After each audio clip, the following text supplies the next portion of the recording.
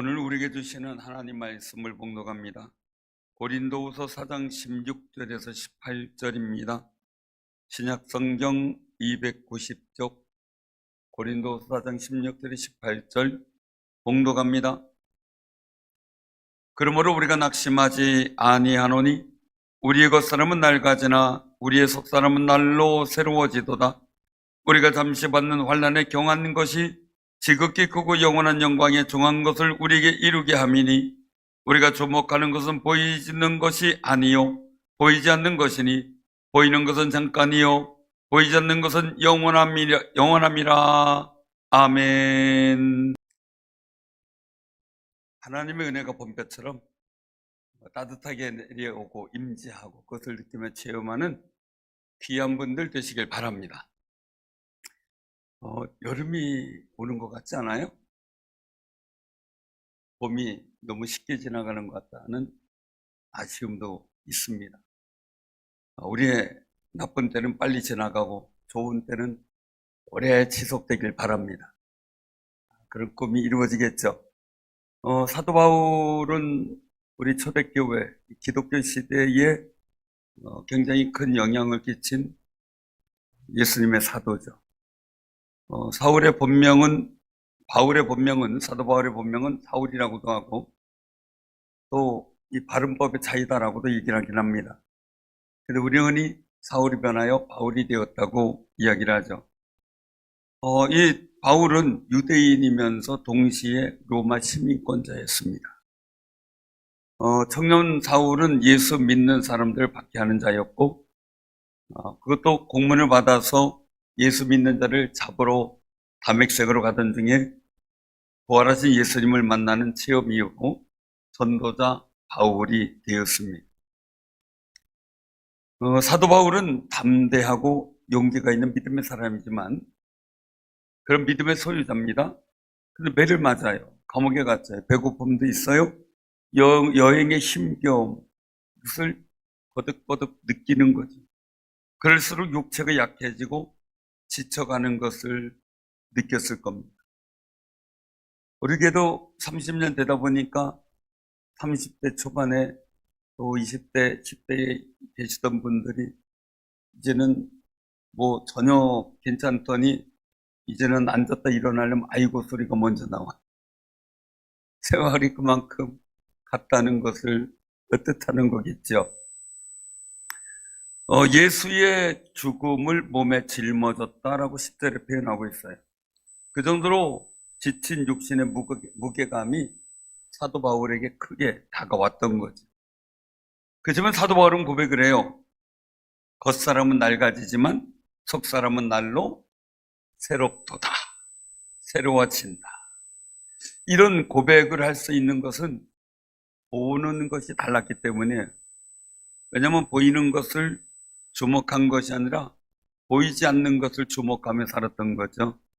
믿음은 바라는 것들이 실상이라 그랬듯이 보이는 현상만 갖고 살아가는 게 아니라 미래를 내 마음의 비전 갖고 만들어가는 삶을 살았던 겁니다. 보이는 것은 잠깐이에요. 잠깐. 보이지 않는 것은 영원하다라고 표현합니다. 보이지 않는 것이 그만큼 소중하다는 거죠. 오늘 11절 12절에 보면 사도 바울은 살아있지만 항상 예수를 위하여 죽는 삶의 길을 갔다는 거예요. 이유가 뭐냐면 고린도 교회 교인들에게 영원한 생명이 나타나기를 원했기 때문에. 보이지 않는 생명이에요. 사도 바울의 복음을 전하다 당하는 어려움, 육체적 고난은 눈에 보이는 거예요. 근데 고린도 교회 성도들의 속사람이었던 영원한 생명은 눈에 보이지 않는 거예요. 그래서 12절에 말씀하죠. 그런즉 사망은 우리 안에서 역사하고 보이는 것은 우리 안에 역사하고 생명은 즉 보이지 않는 것은 너희 안에 역사하느니라 라고 말씀하셔요. 우리가 보이는 것 가지고 한다 그러면은 삶이 얼마나 힘들겠어요. 사랑하는 성도님들에게도 영원한 생명의 역사가 넘치는 것이 눈에 보이지는 않을 수 있어요. 그렇지만 영원한 생명이 있는 사람이 가진 가치인 헌신의 모습을 통해 눈에 보이게 되죠. 하나님은 그런 분들과 함께 하시는 것이 눈에 보이진 않지만 결국 삶의 열매를 통해서 하나님이 함께 하신다는 것을 보여주십니다. 하나님이 함께하는 거룩한 은혜의 역사를 여러분들 스스로 만들어가고 보고 체험하는 은혜가 있기를 바랍니다. 그런 삶을 위해서는요, 첫째는 속사람을 소중하게 여겨야 됩니다. 소중하게. 제가 좋아하는 과자 중에 하나가 눈에 띄냅니다. 학생 때 많이 먹었는데 요즘에는 별로 이제 찾아 먹진 않는데, 그래서 슈퍼나 이런 데 가서 눈에 띄는 거 있으면 굉장히 반가웠습니다. 왜요? 과자가 맛있다기보다는 하나님의 눈에 띄고 싶어서. 눈에 띄고 싶어가지고, 이걸 먹고 눈에 띄자 이런 생각을 많이 했던 때가 있었어요. 속사람은 마지막 아담이신 예수 그리스도 안에서 새롭게 창조된 사람이죠. 거듭난 사람이에요. 그 마지막 아담이라는 표현을 합니다. 첫 아담은 에덴 동산에서 죄를 짓고 쫓겨났잖아요. 마지막 아담은 예수 그리스도로 율법을 완성하신 분이고 십자가를 통해서 우리의 구원을 완성하신 분이에요. 그래서 마지막 아담이에요. 이후로 올 아담이 없어요. 마지막으로 계셔서 그 예수 외엔 다른 구원자가 없는 줄로 확신하시길 바랍니다. 여기 있다 저기 있다 하면 다 가짜예요. 거듭난 사람, 이 사람의 일들이 굉장히 중요한데요. 고린도서 5장 17절에는요. 예수님 안에서 새롭게 창조된 사람으로 부활하신 예수님의 새 생명에 참여하여 날마다 점점 더 예수님의 형상으로 변화되고 영광에서 영광으로 나아가는 사람, 그것이 속사람이라고 말해요. 속사람. 그래서 속사람의 속성은 뭐냐? 하나님의 법을 즐거워한다 라고 로마서 7장 22절에 말씀하셔요. 속사람으로는 하나님의 법을 즐거워한다. 여러분들 속사람으로는 뭘 좋아합니까? 봄이면 배가 많이 고프다는데 밥만 즐거워하나요? 여러분들의 삶의 자리에 하나님의 말씀이 즐거운 역사가 있기를 바랍니다. 시편 1편에 복 있는 사람의 특성, 즉 속성이 나와요. 거기에 보면 오직 여호와의 율법을 즐거워하여 그의 율법을 주야로 묵상하는도다 라고 말씀하셔요. 그 사람은 시냇가에 심은 나무가 기후 여건에 별 영향도 받지 않는 것처럼 또 하나님 안에서 인생에 만족하는 열매가 있고 형통한 삶을 살아가는 삶을 된다는 거예요. 복 있는 사람의 거룩한 속성을 지니게 되면 말이죠. 그러니 내 속사람이 하나님 말씀을 더 기뻐하고 좋아하는 아름다운 은혜가 있기를 바랍니다. 겉사람은 낡아져요. 우리 속사람은 날로 새로워져야 돼요. 이 사실이 놀랍죠. 이 겉사람은요, 우리 눈에 보이는 육체만이 아니라 눈에 보이지 않는 누리는 모든 소유물까지도 포함이 됩니다. 눈에 보이는 육체가 성장하는 것을 보면 20세까지 큰데요. 우리가 의학자들이 얘기 들으면 20세까지 크고 그 다음부터는 30대까지는 거의 성장이 멈추고 근력과 신경이 안정된대요. 이제 힘을 제대로 쓸 준비를 하는 거죠. 그러다가 이제 거서 꺾으면서 키도 줄고 그러면서 점점 쇠하여져 가는 게 사람이래요. 그 뇌는 25세까지 성장한대요. 그래서 뇌 개발을 자꾸 하라는 건데, 근데 평생 사용해도, 우리가 평생 써도 뇌세포의 5%도 못 쓴대.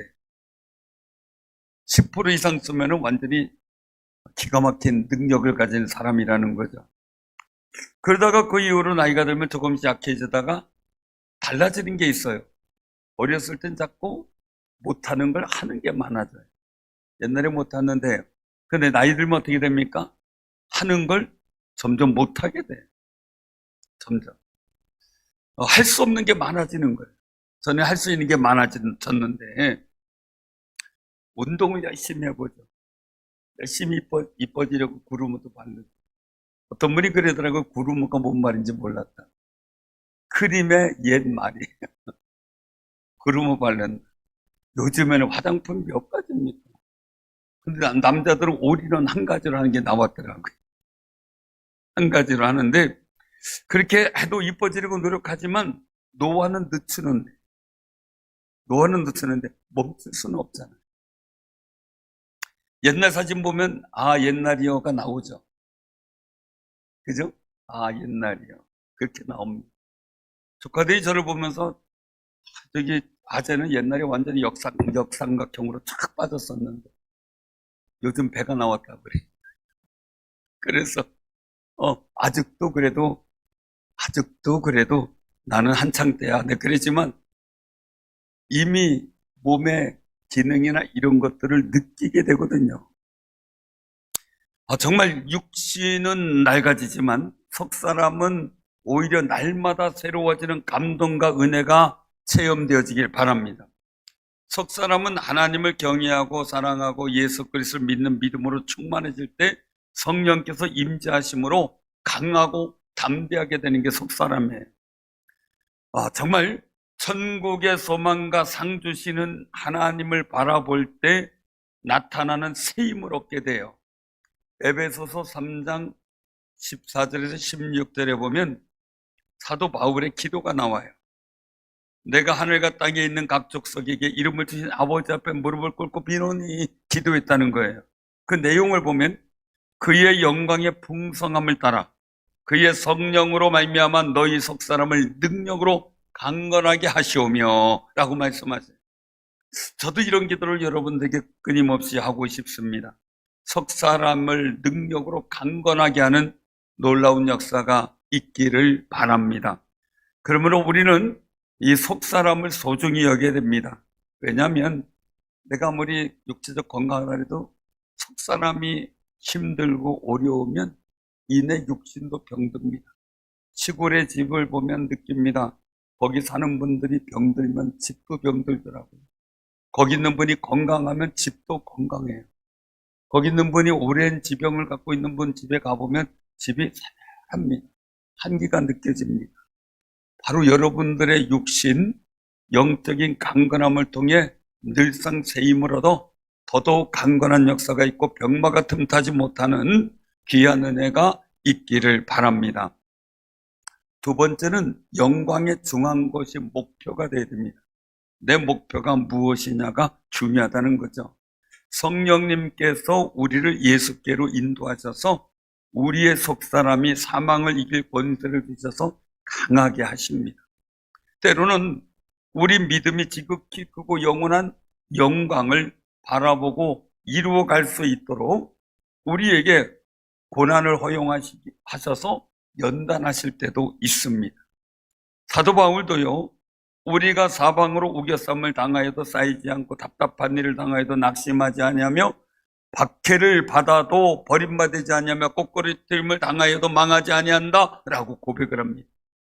왜요? 하나님께서 주시는 부름의 상을 얻기 위하여 달려가는 그 마음이 있었기 때문에, 그 용기가 있었기 때문에 달려가는 겁니다. 그러기에 답답해할 시간도 없습니다. 낙심할 시간도 없습니다. 망할 시간도 없습니다. 옆에 분하고 인사 나누세요. 우린 망할 시간이 없습니다. 잘 될 시간만 있길 바랍니다. 예수님도 사람들에게 조롱당하고 욕먹고 매를 맞고 배신당하고 상처 입으셨습니다. 그렇지만 우리에게 영원한 구원의 길을 열어주시기 위해서 하나님의 영광을 바라보고 또박또박 걸어가셨습니다. 로마서 8장 18절에 보면 사도 바울은 선포합니다. 생각하건대 전제의 고난은 장차 우리에게 나타날 영광과 비교할 수 없도다 라고 말입니다. 사랑하는 성도님들, 여러분들에게 나타날 영광 절대 세상 것과 비교할 수 없다는 사실을 깨달고 또 확신하는 귀한 삶이 되시기를 바랍니다. 우리도 코로나 때 많이 예배드리면서 저는 직접적으로 전화도 받고 막 이랬지만 많은 분들이 비난하는 얘기를 했습니다. 그때 저는 소신을 얘기를 했는데 나중에 6개월, 7개월, 1년 지나면서 또 그렇게 얘기했던 분들이 몰랐습니다. 목사님 죄송합니다. 이렇게 얘기하는 분들도 있었습니다. 가장 중요한 건 그때 우리 사랑하는 성도님들에게 기도응답의 역사를 많이 주셨다는 사실을 지금도 가슴에 간직하고 있습니다. 우리는 정말 하늘의 영광과 그 은혜와 하나님의 임재의 역사를 바라보며 살아가는 귀한 승리가 있기를 바랍니다. 마태복음 19장 27절에서 29절에 보면 베드로가 예수님께 묻는 질문이 나와요. 보소서 우리가 모든 것을 버리고 주를 따라 싸운대 그런즉 우리가 무엇을 얻으리까 하는 질문이에요. 예수님은 그때 대답해요. 내가 진실로 너희에게 이르노니 세상이 새롭게 되어 인자가 자기 영광의 보좌에 앉을 때에 나를 따르는 너희도 12 보좌에 앉아 이스라엘 12지파를 심판하리라. 또 내 이름을 위하여 집이나 형제나 자매나 부모나 자식이나 전토를 벌인 자마다 여러 배를 받고 또 영생을 상속하리라 라고 말씀합니다. 베드로나 제자들의 마음은 같았을 겁니다. 그런데 예수님은 그들에게 지금의 모든 수고 일들 속에 하나님께서 여러 배 주고 영생을 상속할 자로 선택하고 세울 것에 대한 영광을 보여주시기 위해서 말씀합니다. 제자들은 그것을 보고 열심히 주를 따랐지요. 예수님의 삶을 보면 빌립보서 2장 7절 9절에 설명하고 있는데 자기를 비우고 종의 형체를 가지사 사람들과 같이 되셨고 이렇게 말씀합니다. 사람의 모양으로 나타나사 자기를 낮추시고 죽기까지 복종하셨으니 곧 십자가의 죽음이라는 겁니다. 그것을 보여주셨다라는 겁니다. 결론적으로 보면 말씀합니다. 이름으로 하나님이 그를 지극히 높여 모든 이름 위에 뛰어난 이름을 주사라고 말씀합니다.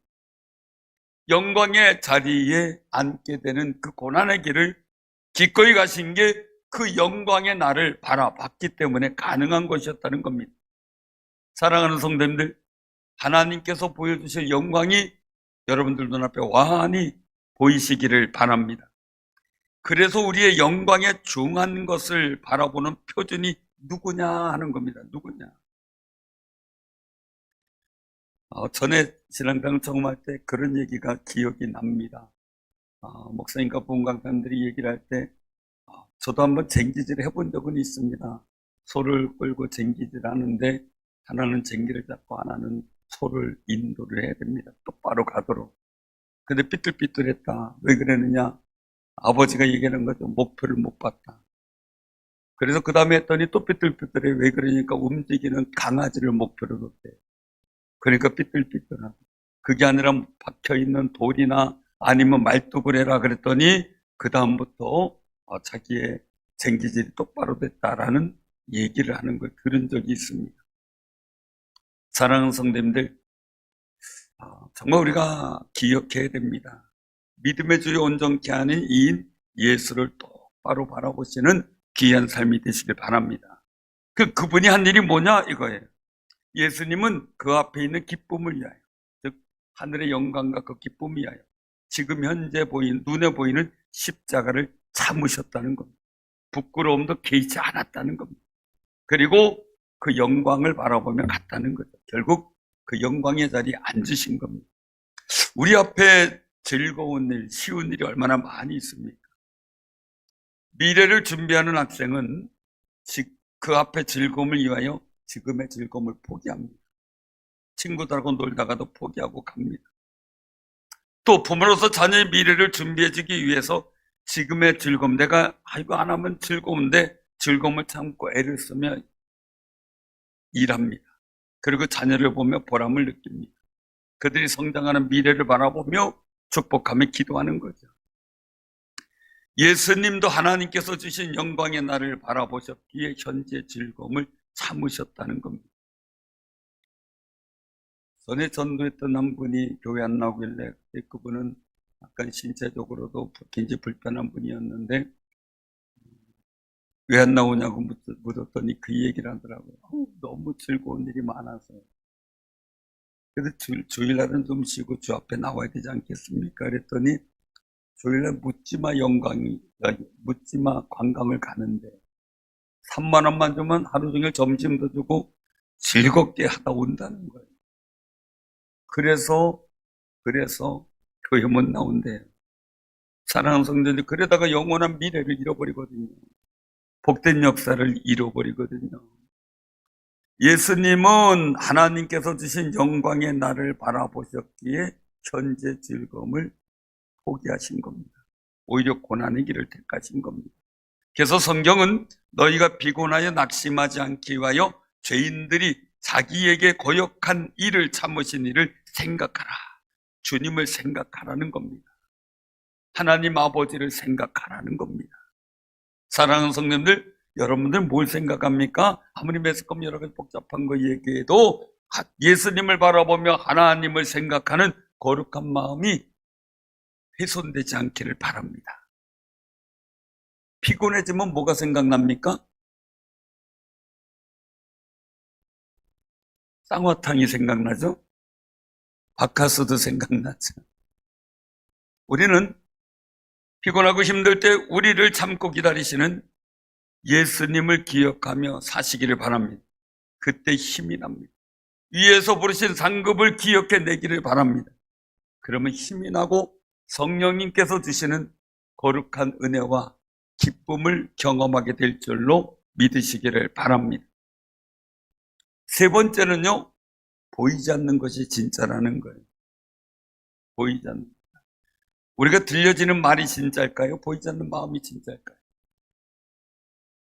그래서 흔히 얘기하죠. 10길 물 속은 알아도 한 길 사람의 속은 모른다. 어떤 분은 푸념하더라고요. 자식의 마음도 모르는데 얘기를 하더라고요. 부부에게도 마찬가지겠죠. 그런데 중요한 게 있어요. 세상에 보이는 것과 보이지 않는 것은 엄연히 존재합니다. 여러분들 환절기 때 겨울 되면 왜 고생합니까? 보이는 사람 때문에 고생하는 게 큰가요? 보이지 않는 바이러스 때문에 고생하는 게 큰가요? 보이지 않는 것들이 쪼매는 것이, 그죠? 그게 이 사람들을 그렇게 힘들게 하잖아요. 현재는 보이지만 미래가 보이지 않는 것이 있습니다. 현재를 말하면 쇼킹해서 마음에 바로 와닿는데 왜요? 지금 보이기 때문에요. 미래를 말하면 잘 이해가 되지 않아서 또 급한 일이라고 생각 안 해서 생각하는 것이 그냥 진부하게 느껴집니다. 그게 어려운 거죠. 그래서 미래 가치를 얘기하고 말할 때 이야기를 합니다. 그래서 이번에도 우리 안기본 이사님 내가 상담할 게 있다 그래서 찾아와서 뭔 일인가 했더니 이제 집을 서충지에서 팔고 나와야 되는데 그걸 어떻게 할까 작년에 이제 고민하며 얘기를 했습니다. 그렇게 기도하자. 일단 내놔라. 그래서 작년 가을에 내놓고 그리고 기도하자. 그래서 했는데 올해 고민이 생긴 거예요. 집이 이제 아버지 집이 있고 나와야 되는데 거기 그냥 비워놓고 내가 갈 때 기다려야 됩니까? 아니면 그냥 거기서 조금 더 살아야 됩니까? 또 기도를 했어요. 기도하고 제가 그랬습니다. 2, 3개월이 고비인데 차라리 2, 3개월 동안 살고 사람이 살고 있을 때 매매 잘 되니 잘 참고 살고 있으면서 2, 3개월 늦춰서 이사할 준비했으면 좋겠다. 저는 그냥 마음의 감동대로 보여주는 대로 얘기를 한 거고요. 그런데 알겠습니다. 그리고 또 페이 선정하고 그렇게 하겠습니다 하더니 최근에 이제 그 계약을 하게 됐다고 얘기를 하고 마음이 즐거웠습니다. 그래서 미리 아이들도 유치원을 다 시내로 보냈거든요. 그래서 지금 태워다 주고 태우고 이런 상황인데 잘 매매가 돼서 나오게 돼서 감사하죠. 중요한 거는요, 보고 얘기를 하면 편합니다. 근데 보는 것을, 미래에 보이지 않는 보는 것을 얘기할 때 안 믿으면, 왜? 내가 안 보이잖아요. 안 보이면 이게 답답해서 어쩔 수가 없는 거죠. 그런데 눈에 보이는 것만 아니라 보이지 않는 미래를 얘기할 때는 믿음으로 봐야 됩니다. 믿음으로 볼 때 가능한 일이죠. 낙심할 때는 눈에 보이는 것 때문에 생깁니다. 마음의 낙심이 귀에 들리는 것 때문에 생깁니다. 눈에 보이지 않는 소망이 힘을 줍니다. 그리고 현재의 고난을 넉넉하게 이길 수 있는 담력도 줍니다. 다윗이 골리앗 앞에 쫓아 나간 게 뭡니까? 하나님의 이름 속에서 얻어진 담력이 골리앗을 이길 줄로 믿는 미래가 보였기 때문이죠. 그 미래가 안 보이면 못 쫓아나갑니다. 마음이 급한데요. 그래서 우리가 낙심하지 않기 위해 생각해야 될 포인트가 뭡니까? 보이지 않는 것을 바라보는 겁니다.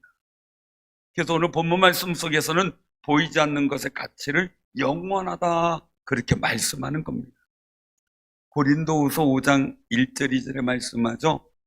만일 땅에 있는 우리의 장막집이 무너지면 하나님께서 지으신 집 곧 손으로 지은 것이 아니요 하늘에 있는 영원한 집이 우리에게 있는 줄 아느니라. 우리 장막집이 우리 육신입니다. 육신이 무너지면 손으로 짓지 않은 새로운 집이 우리에게 제공된다고 하나님이 말씀하셨기 때문에 그것을 바라보는 겁니다. 그 영원한 집을 바라보는 겁니다. 그러니 육신이 자꾸 낡아지는 건 어쩔 수가 없어요. 우리 옆에 분하고 인사 나누세요. 많이 사갔네요. 좀 멋쩍지요, 그죠? 다시 인사하세요. 많이 새로워질 겁니다. 그죠? 많이 사갔네. 이렇게 인사하기가 좀 그렇죠. 어쨌든 간에 우리 육신은 사가져 갑니다. 그러나 부활의 거룩한 몸이 있음을 알기 아쉽지 않습니다. 오히려 소망이 넘칩니다. 우리가 그래도 육신 속에 살 동안은요, 성령이 거하는 전임으로 귀하게 여기고 아끼면서 사는 귀한 삶이 되시길 바랍니다. 그래도 조금이라도 더 아껴야 되겠죠. 요즘에 화두가 되는 게 목사님도 이렇게 좀 해야 되지 않겠어요? 그래서 제가 한번 고려해 보려고 합니다. 어떤 분이 내 청춘을 돌리도 이러고 놀이하며 살았어요. 툭하면 내 청춘을 돌리도 하면서. 그리고 65세 되면 모든 거 다 내려놓고 은퇴하고 그냥 저 혼자 타고 이제 그냥 쉽게 놀러 다니겠다라고 노래처럼 얘기를 했어요. 근데 65세 생일 기념을 하는 축하 파티를 케이크를 갖다 놓고 하는데 그때 갑자기 쓰러지셔서 일어나지 못하고 누워만 계시게 됐어요. 그래가지고 대전에 계신 분인데요. 대신 부인이 좋은 차 타고 다니신데 아무도 예측 못해요. 아무도 예측 못해요.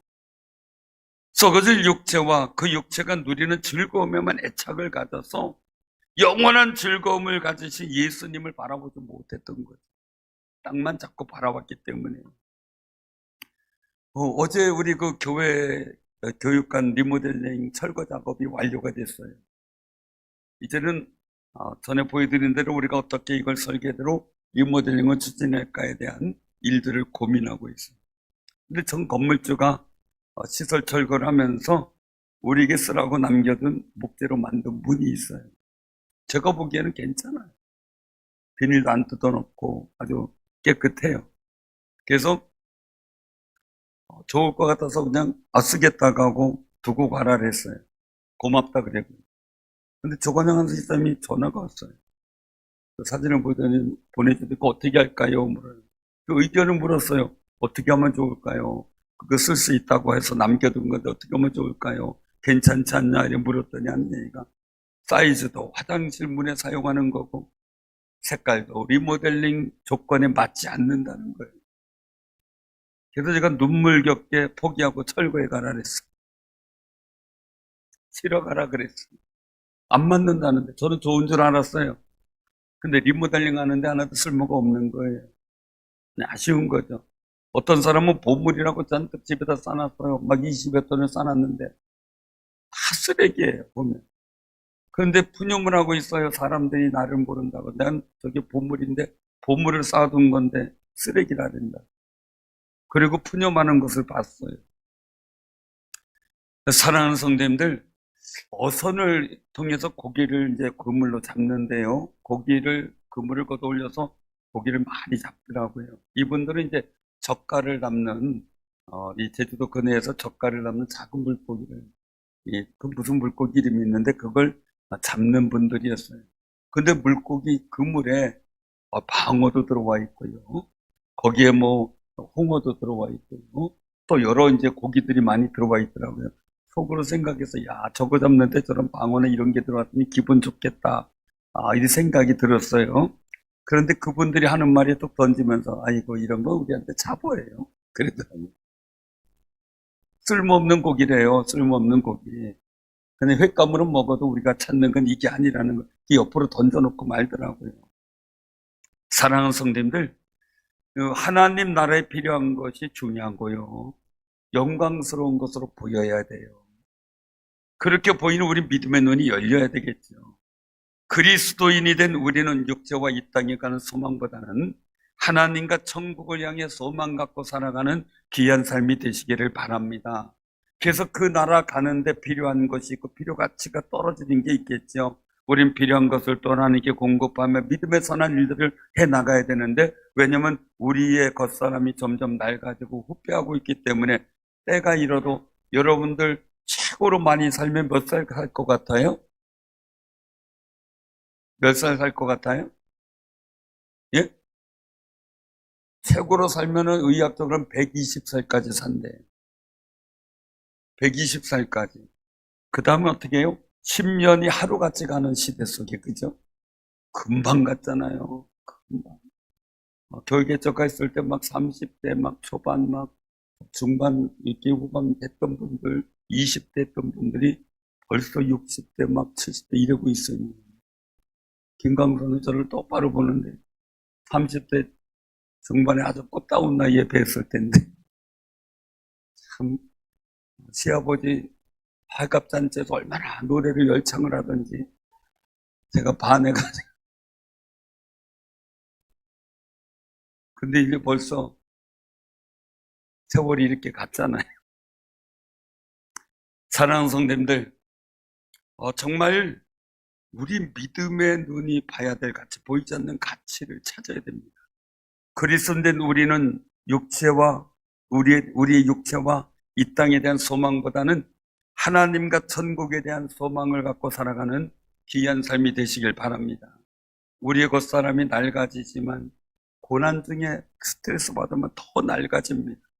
그런데 우리 속사람이 강해지고 든든해지고 힘을 얻으면 육체도 힘을 얻습니다. 그러므로 겉에만 바르지 마시고 안에 속사람도 강하게 하셔서 온 육체가 강해지고 이뻐지는 귀한 삶이 되시길 바랍니다. 지식과 깨달음이 자라고 인격이 성숙되고 삶도 성숙됩니다. 그런데 그것도 세워집니다.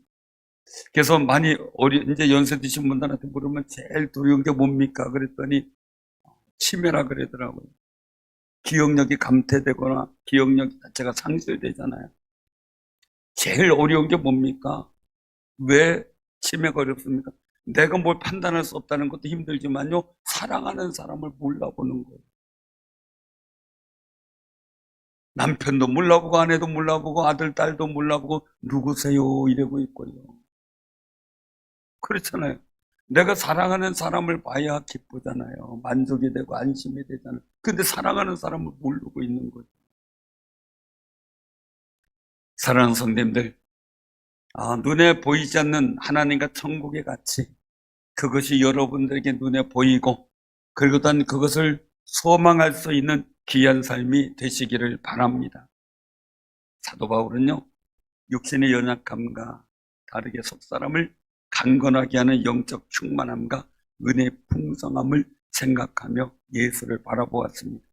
자신이 당하는 육체의 어려움은 잠깐이고 오히려 고난을 통해 크고 영원한 영광을 보고 완성해 가는 것이라고 고백합니다. 하나님이 자기 자신에게 주신 은혜와 맡기신 사명을 이루려 하는 데는 어려움도 있지만 또 그 이길 힘도 부족하지만 하나님이 주시라는 것을 고백하고 예수를 바라보며 달려갈 때 힘 주시고 속사람을 강건케 함으로 감당케 하는 하나님을 체험하게 된 겁니다. 우리도 사도 바울의 고백을 따라 살기를 사모할 때 하나님이 허락하시는 영적 충만함을 우리에게 부어주신 은혜를 경험하게 될 줄로 믿습니다. 세월 앞에 장사가 없다 말하죠. 나이가 들면서 찾아오는 육체의 쇠약함 아무도 막을 수가 없다는 말입니다. 그러나 시간이 흘릴수록 겉사람은 쇠약해지고 육체적은 연약해지지만 예수 그리스도를 구주로 시인하고 구원 얻은 우리의 속사람은 새롭게 날로 힘을 얻는 놀라운 역사, 바라봄의 원칙, 보이지 않는 것을 바라보는 귀한 승리자들이 되시기를 바랍니다. 부활의 영광을 한번 꿈꿔보시길 바랍니다. 그리고 우리가 기억해야 됩니다. 속사람을 소중히 여길 줄 알아야 됩니다. 영광에 중한 것이 목표가 되어야 됩니다. 보이지 않는 것이 진짜임을 우리가 깨달을 줄 알아야 됩니다. 세월의 흐름 속에 우리가 예수 그리스도 부활의 영광을 꿈꾸며 속사람이 강건하게 되는 영적 만족을 경험하길 주님의 이름으로 축원합니다.